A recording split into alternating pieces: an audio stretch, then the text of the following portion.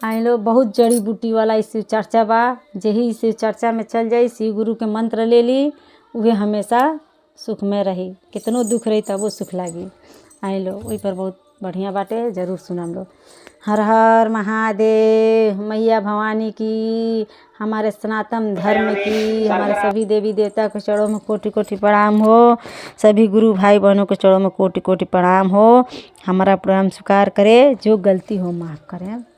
आई लो दीदी, आप लोग के बीच, सभी गुरु भाई बहनों लोग के बीच में हम बहुत सुंदर से चर्चा गावे जाता। नहीं कैसन लागी, कम से कम लाइक तो कर देम लोग। अगर बहुत अच्छा लगी तो सब्सक्राइब कमेंट कर देम लोग। क्यों लाइक ना करेला, बहुत दुख लागेला। हमू मेहनत करतनी गावतनी। शिव गुरु देले बाने जड़िया हो,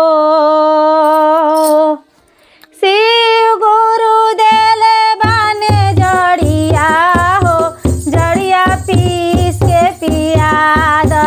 शिव गुरु देले बाने जड़िया हो, जड़िया पीस के पिया द।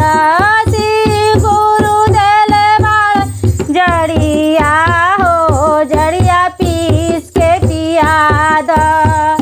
शिव गुरु देले बाने जड़िया हो, जड़िया पीस के पिया द। अपने तपिहा अपनी पति के पियई है, अपने पिहा अपनी पति के पियई है। नाही लगी डॉक्टर बाए दवा हो, जड़िया पीस के पिया द। नाही लगी डॉक्टर बाए दवा हो, जड़िया पीस के पिया द। शिव गुरु देले बाड़े जड़िया हो, जड़िया पीस के पिया द। शिव गुरु देले बाड़े जड़िया हो, जड़िया पीस के पिया द। अपने तो पिहा अपनी बेटा पतोई के पियई है, अपने तो पिहा अपनी बेटा पतोई के पियई है। नहीं लागी डॉक्टर बाए दवा हो, जड़िया पीस के पिया द। नहीं लागी डॉक्टर बाए दवा हो, जड़िया पीस के पिया द। माने अपने शिव जी के मंत्र पढ़िया गई है, अपने बच्चे लोग के भी समझैया कि शिव गुरु में हमेशा ध्यान दें, शिव गुरु से दया मांगी, चर्चा करें तो दिमाग स्वस्थ रही, सही भी रही। तो वे कहतन लोग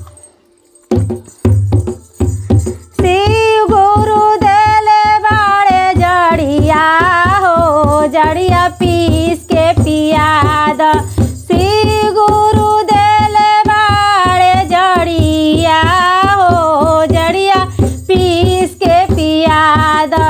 अपने तो पिहा अपनी बेटी दमाद के पियई है, अपने तो पिहा अपनी बेटी दमाद के पियई है। नाही लागी डॉक्टर बाए दवा हो, जड़िया पीस के पिया द। नाही लागी डॉक्टर बाए दवा हो, जड़िया पीस के पिया द।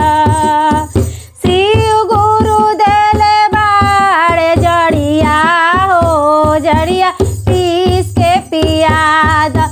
शिव गुरु देले बाड़े जड़िया हो, जड़िया पीस के पिया द।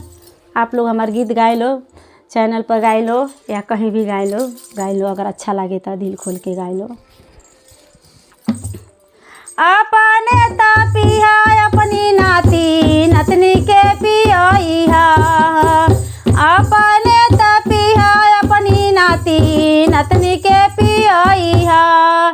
नाही लागी डॉक्टर बाए दवा हो, जड़िया पीस के पिया द। नहीं लागी डॉक्टर बाए दवा हो, जड़िया पीस के पिया द। शिव गुरु देले बाड़े जड़िया हो, जड़िया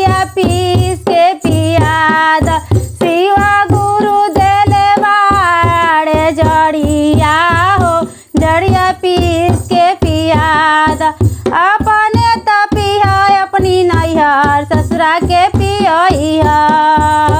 अपने त पिया अपनी नैहर ससुरा के पियइहा। नाही लागी डॉक्टर बाए दवा हो जड़िया पीस के पियादा। नाही लागी डॉक्टर बाए दवा हो जड़िया पीस के पियादा। नाही लागी डॉक्टर बाए दवा हो जड़िया पीस के पियादा। शिव गुरु देले बाड़े जड़िया हो जड़िया पीस के पियादा। शिव गुरु देले बाड़े जड़िया हो जड़िया पीस के पियादा।